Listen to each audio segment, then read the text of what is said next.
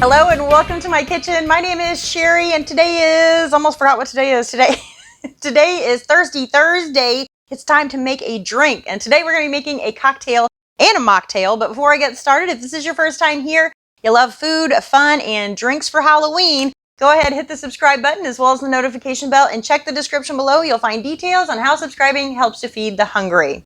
Okay, so for our cocktail, this is going to be called a Vampire Kiss.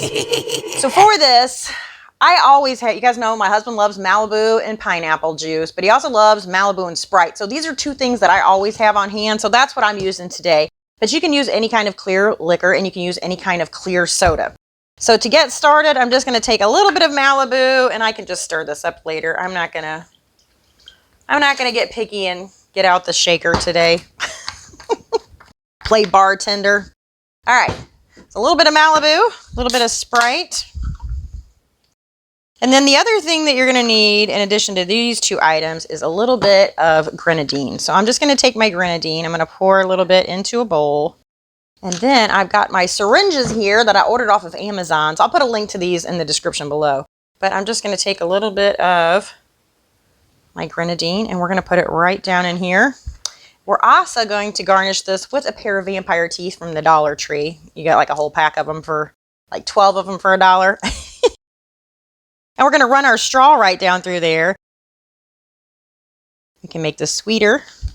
So that's the cool thing too. You can make this drink sweeter or not so sweet, depending on how much grenadine you put in it. And then for our mocktail, well, that's just some Sprite for the kids.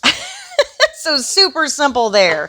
But again, how cute is it? How cute is it? How cute is it? I can't talk today.